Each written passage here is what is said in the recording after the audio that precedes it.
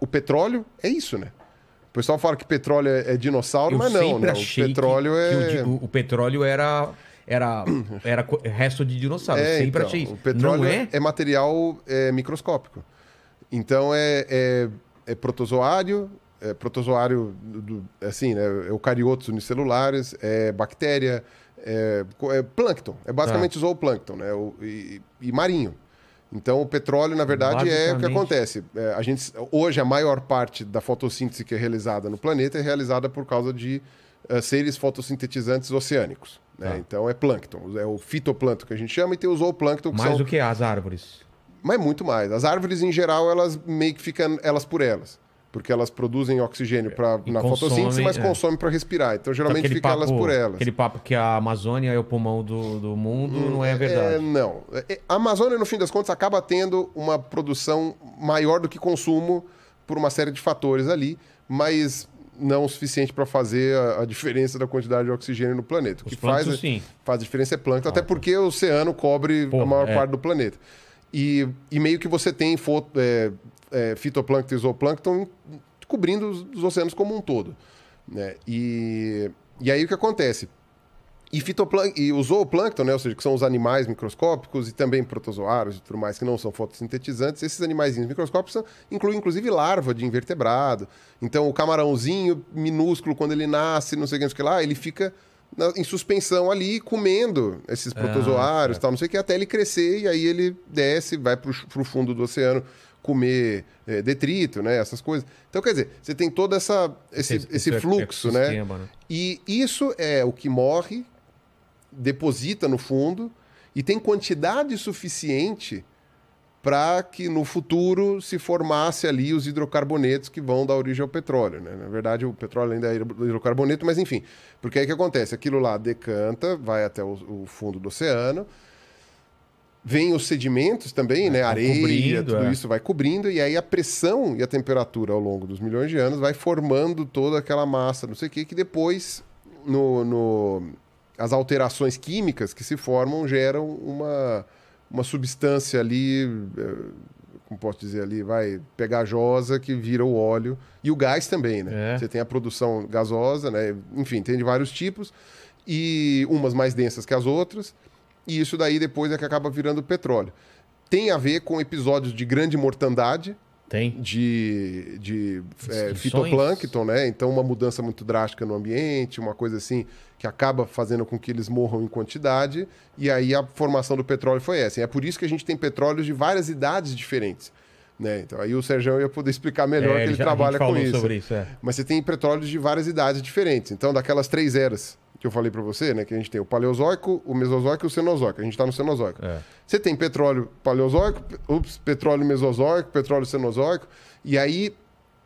aí o pessoal que extrai petróleo é que vai saber explicar melhor. Por exemplo, você não sabe qual é o período que é... Não lembro. Não lembro, não estudei. Eu sei que tem algumas áreas, se não me engano, o Oriente Médio, o petróleo é mais recente. Ah, é? Eu acho que é. Putz, posso estar falando uma cagada, mas se não me engano, o petróleo no Oriente Médio é mais recente. O Mandíbula pode também dar uma pesquisada no Google. O Google ali... Vai no Google que você está trabalhando um pouco hoje. Eu posso dar uma olhada aqui também, mas é que demora um pouquinho. Não, ele vê lá. Eu vejo aqui. O celular aqui tá meio lerdinho. Né? Aliás, quem quiser patrocinar aí, exatamente. Se for Samsung, Xiaomi, não tô vendo, não tem problema. O iPhone, não sei. O iPhone é bom, mas eu tenho dificuldade de aprender a mexer naquela... Você nunca teve iPhone? Eu sempre muito tive iPhone, diferente para mim. Quando eu vou pro Android, eu me atrapalho. Pra mim é muito diferente, cara. Eu sei que era melhor ter um iPhone para Instagram, né? Porque o Instagram é um aplicativo feito para iPhone. Né? Até ele diminui de propósito a qualidade, né, do vídeo, se você faz no Android. Os caras são filhos da puta, né? Mas... Você já viu aquele memezinho Por que os dinossauros não tiravam selfie, né? Você já viu que os... Qual aquele que tem um bracinho curto? Tiranossauro só tirava do sovaco aqui, né? Fala, Mandíbula. Já viu as fotos de selfie aqui do... Fala, Mandíbula, você chegou a pesquisar? Parece que tem 200 milhões de anos. Qual? Do pré-sal. Do pré-sal. Não. A gente falou então, do Oriente Médio. 200 milhões é na transição do Triássico para o Jurássico. Então, tá ali justamente naquele período em que você teve uma pequena mudança pequena.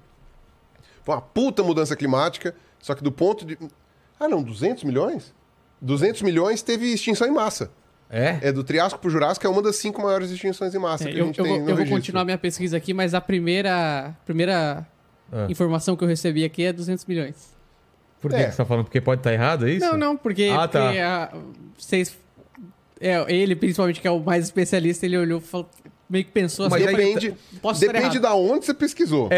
Vamos ver. Depende da onde você pesquisou. Vou continuar se for terraplanistas.com. eu vou ficar quieto com relação a páginas que tem qualidade duvidosa, porque dá uma checada. Porque a minha advogada vai sair de férias, eu não quero...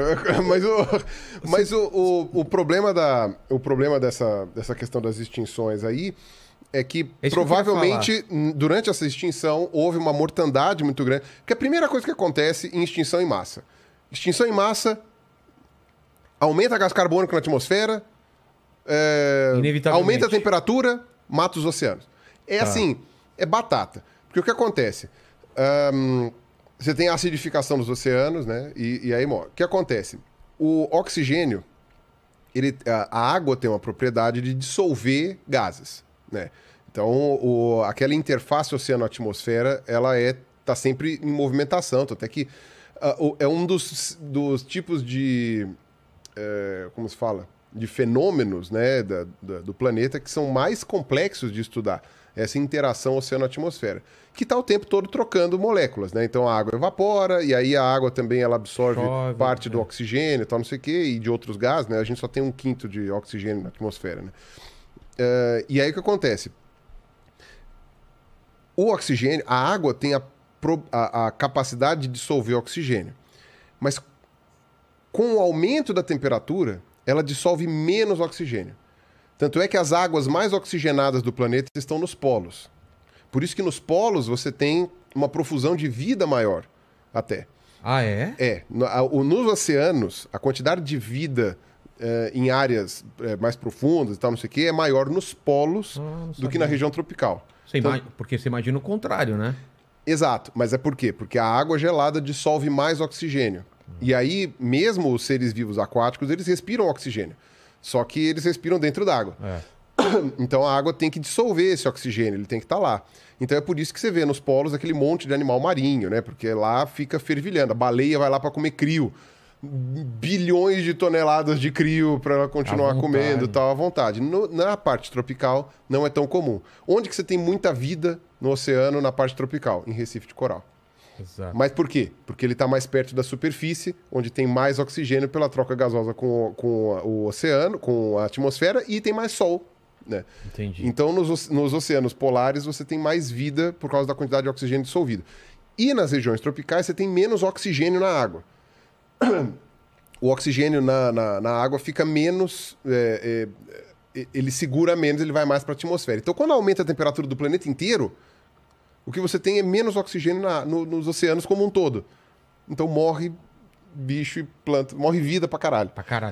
E aí, provavelmente, durante... Então, o que a gente sabe, não é nem provavelmente, o que a gente sabe é que durante os eventos de extinção em massa, você tem um excesso de CO2 no planeta por qualquer motivo. Seja vulcanismo, seja porque caiu meteoro, por qualquer coisa assim. Esse excesso de CO2 na atmosfera esquenta o planeta. CO2 e outros gases, né? Pode ser outras coisas também. Mesmo material particulado, enfim, não sei o que, metano, tudo mais. Esquenta abruptamente Esquenta o planeta, o oxigênio foge dos oceanos, né? Morre uma quantidade gigantesca de vida. E aí... Mas esse oxigênio que vai, ele não volta com chuva depois? Com chuva não, ele volta quando esfria o planeta depois. Caramba. E aí o que acontece? Porque o problema é, ele pode até voltar, mas não segura. Tá. Volta e não segura, porque a temperatura não permite. Tá. E aí o que acontece? Quando isso acontece, quando cai o índice de oxigênio, morre muito, provavelmente é aí que se forma o petróleo. Eu digo provavelmente aí porque essa parte eu efetivamente não estudei. Entendi. Mas como você tem uma mortandade muito grande de vida no oceano, e como a maior parte da vida no oceano é fitoplâncton e zooplâncton, aí é que deve formar umas camadonas de micro-organismo morto que vai virar petróleo depois. Então faz sentido que você tenha uma quantidade muito grande de petróleo numa divisa perto de uma extinção em massa. Para mim faz sentido. Agora, no Oriente Médio, se não me engano, o petróleo é mais recente.